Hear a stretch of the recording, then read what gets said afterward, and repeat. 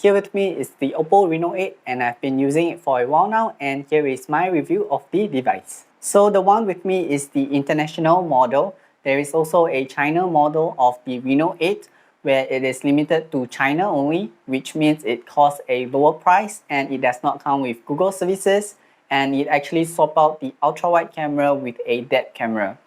So with that being said, let's proceed with the unboxing of the Reno8. So firstly, I'm greeted with the Oppo Enco Air 2 Pro, which comes as part of a free gift if I were to purchase the Reno8 before the end of September. There's also a 12-month screen protection, but I'm not too sure whether or not it is the same across all regions for its free gifts. Next, we have the phone itself, which comes in a green color box. There is a UEFA Champions League logo at the side, which I believe this phone should be the official partner for the event. I like how there is a slip at the back where it allows you to easily unwrap the plastic wrapper around the box. And opening the box, we have the safety guide, a quick guide, and the SIM eject tool. There is also a clear case that comes together in the box. And finally, the main event itself, which is the phone. So on the left, there are two buttons which are for the volumes. On the right, there is a power button with a green accent to it. And at the bottom, from left to right, is the speaker,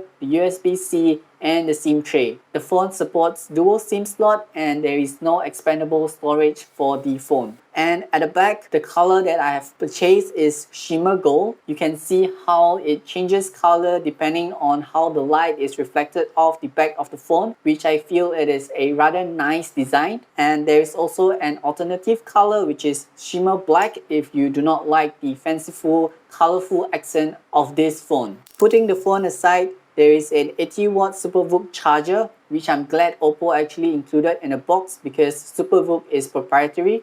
Anyway, aside from the charger, it comes with a USB-A to USB-C charger, and that's about it for the unboxing. So the setting up the phone has the usual stuff such as selecting your language, reading the legal documentations, connecting to Wi-Fi, but the checking of updates and getting your phone ready seems to take a little longer than usual based on what I recall from the different devices that I've tried so far. I'm not too sure if this is normal, albeit it actually shows on the screen that this may take a few minutes. And the next issue I have after setting up the phone is boot loop. I've searched online and apparently there's no one that is actually experiencing the same problem as me. So maybe it is a quality check issue, or I'm not too sure what actually triggers the boot loop. But thankfully, or maybe not thankfully, I'm able to capture on camera 2 cycles of boot loop before it finally came to a stop. But that is a one-time thing, and subsequently for the rest of the days that I've actually used the phone,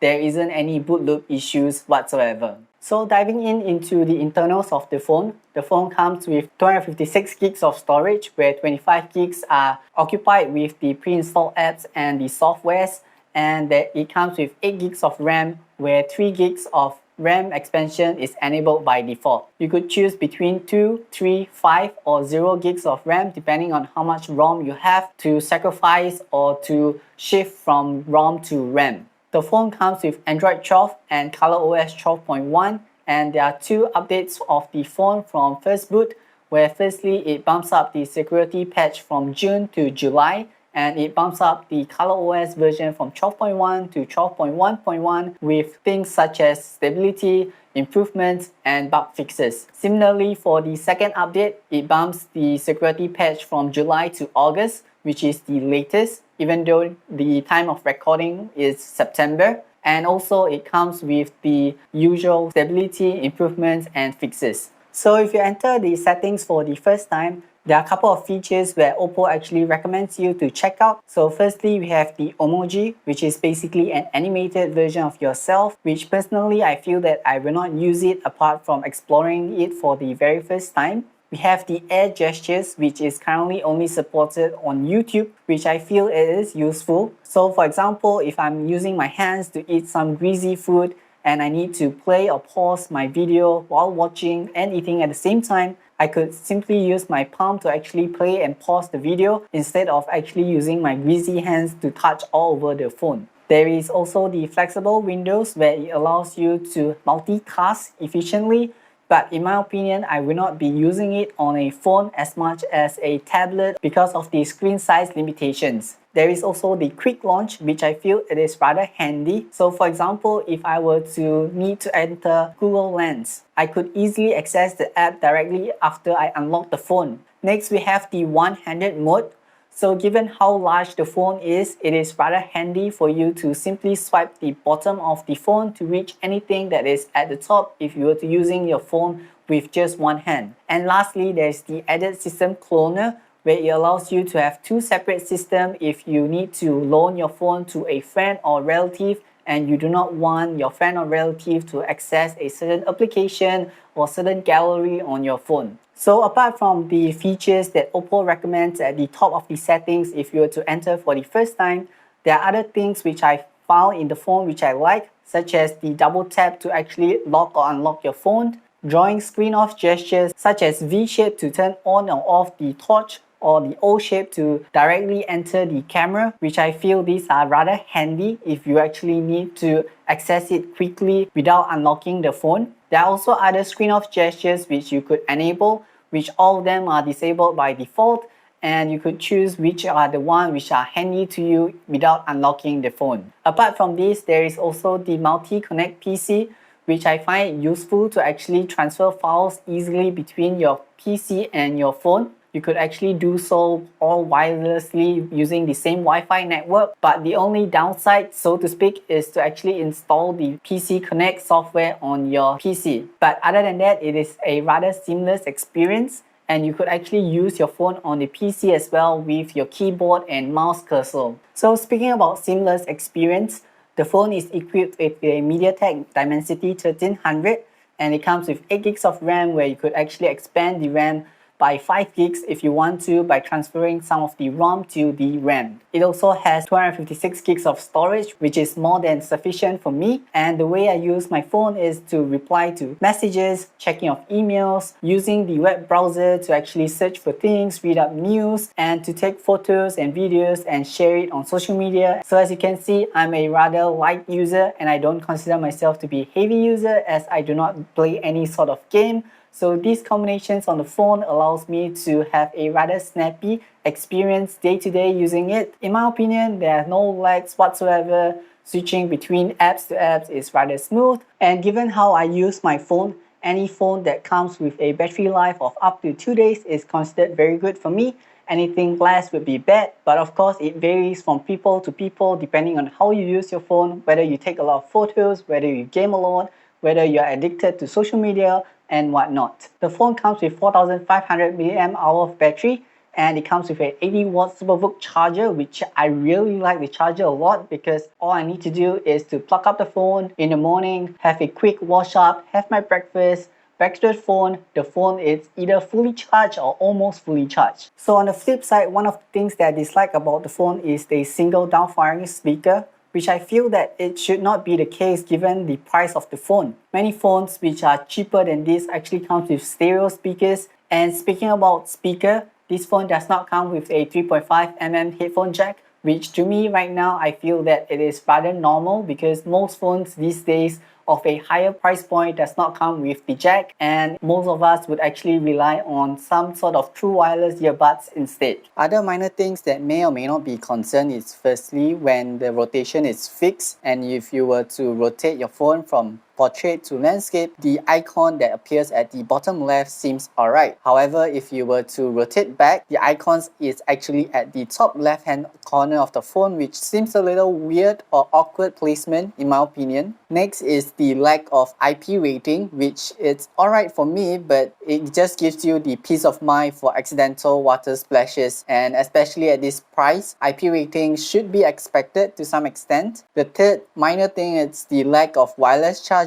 but super fast wired charging over wireless charging any day for me. Lastly is the fingerprint placement, which may be a little too low towards the bottom of the phone. Maybe a little higher would be more comfortable compared to where it is right now, but it is alright for me as well. So moving to the outside of the phone, the display it comes in 6.3-inch 90Hz Full HD AMOLED and it is protected by Gorilla Glass 5. In my opinion, the display is bright enough to be able to see in both indoors and outdoors, but definitely not super bright like the super high-end phones out there. The bezels at the sides and the top is rather minimal, but the bottom chin is a little thick in my opinion. And since it is an AMOLED display, it comes with an always-on display where you could actually customize with a different list of customizations that Oppo allows you to do so. And there's also the edge lighting, but it is only limited to 3 colors. But I feel that the colors could be expanded to a wide array of colors instead of limiting to that 3. Next, flipping to the back of the phone, I like how the body has this seamless unibody design, which is similar to the 5X3 and 5X5 design. And the back actually comes with a finish that does not actually attract any fingerprint. And the way I use the phone is usually without a case. So a finish like this without attracting any fingerprint is definitely a plus point for me. And not to forget the 3 cameras at the back, which is firstly the 50 megapixel main camera, which is one of the flagship camera that is being advertised, which is the IMX766. The secondary camera is the ultra wide camera that is 8 megapixel, and the third one is a 2 megapixel back row camera. And at the front is the other flagship camera, which is the IMX709, and it is a 32 megapixel front-facing camera. So Oppo Reno series phone has always been touted to take great photos, especially with their main cameras, and this phone is no exception either, despite being the non-pro model. For the ultra-wide camera, it actually captures not too bad photos as well in daylight, except for the macro camera. Even though it is daytime and I get close to the subject, you really need really steady hands in order to capture good photos with the macro camera. I wish that the macro camera could be swapped out for a telephoto camera instead, but I guess the bright side of it is that it does not actually include a depth camera unlike the China version. For the selfie camera, it also actually captures rather good photos, and what is advertised as a flagship camera for the main and selfie camera totally do not disappoint at all. For nighttime, the story is a little different. For the main and selfie camera, it actually still captures rather good photos, and if there's a need to, there is a dedicated night mode for you to enhance the details and lighting. But for the ultra wide camera, that is where it is lacking, and for the macro camera, you do not need to talk about it since the daytime isn't performing well in the first place. So another useful thing for photo on the camera UI is panorama, or in short panel. You could actually do so with both the front and back camera, but for the back camera you could rely on the ultra wide camera, but for the front, since you're stuck with only one camera, you could actually use the panel mode to actually have a wider field of view by tilting your phone to the left and to the right and back to the middle, where you actually stitch all the photos together. It actually stitches quite well as long as you have steady hands, and you could actually do the same for the back if you feel that the main camera will actually result in a better quality compared to the ultra wide camera. For the videos, here are the samples of the nighttime followed by the daytime. So for the front-facing camera, you could toggle between 1080p and 720p, and this is a sample of the 1080p. You could toggle the AI highlight, where it should help to brighten up the surrounding, because of right now I'm in a rather dark environment at night, so I suppose this will help to lead up the environment a little. There's also a camera stabilizer icon which you could tap on, where you actually crop in a little bit so that you have a steadier footage. So you could compare this with the one that I had earlier on without the stabilizer switch on. For the rear main camera, you could shoot up to 4K 30fps. If you want to shoot 60fps, you are limited to 1080p. If you are to turn on the AI highlight mode, you are limited to 1080p only, so no 4K resolution for this mode. And there's also the ultra steady mode, where you could shoot 1080p at 60fps, and you can see that the footage here is smoother. For the ultra wide camera, however, you are limited to 1080p at 30fps, and as you can see, in a rather dark environment, the ultra wide camera is not really as good as compared to the main camera. And this is how it looks like in daytime for the front facing camera without the stabilizer switch on. And this is with the stabilizer switch on, where it's slightly cropped in, similar to the nighttime one. And I believe it should give a steadier footage compared to the non-stabilizer mode. So this is a sample of a 4K footage in daytime, and this is how it looks like. And for the ultra steady mode in daytime, which looks really nice.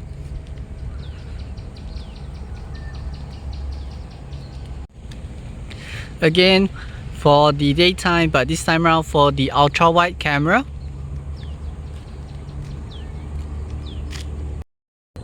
There's also the dual video mode, where you have a small cutout at the bottom of yourself and you could actually film what's in front of you. It's like a vlog mode, and you could switch between a circle, and there is the rectangular one if you prefer the rectangular one over the circle one. And there's also the split mode, where half of the screen is filled with yourself and the other half is filled with whatever is in front of you.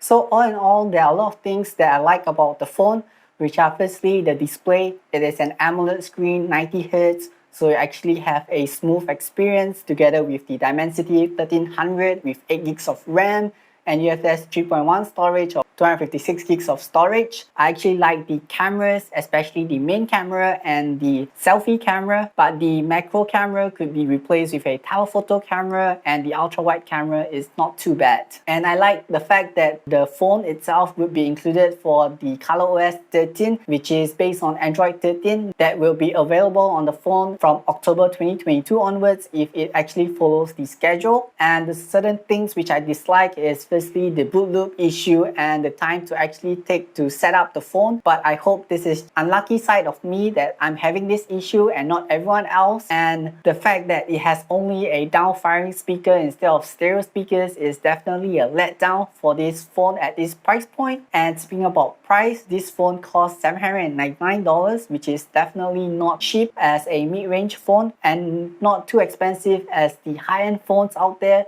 But still, $799 with a single down-firing speaker is definitely not acceptable. Things which I don't feel that it is a negative point, but maybe to some of you would be the lack of 3.5 headphone jack, the lack of expandable storage. And one thing I missed out from earlier is the vibration haptic feedback. So I usually would switch on while typing on the phone, and for this phone I would actually switch it off because it does not feel as good as the phone which I'm mainly using, which is the Oppo Find X2 Pro. But of course, the two phone is of a different league, but I wish that it could have a better vibration haptic feedback. Other than that, there are two colors for this phone, which is mine, it's shimmer gold, and the other is shimmer black. And if you are a more power hungry user, there is also the Pro model, or if you are a light user, maybe in future there will be a Z model and a light model, since the previous Reno family do actually have those lineup. So if you enjoyed this video, do give it a like.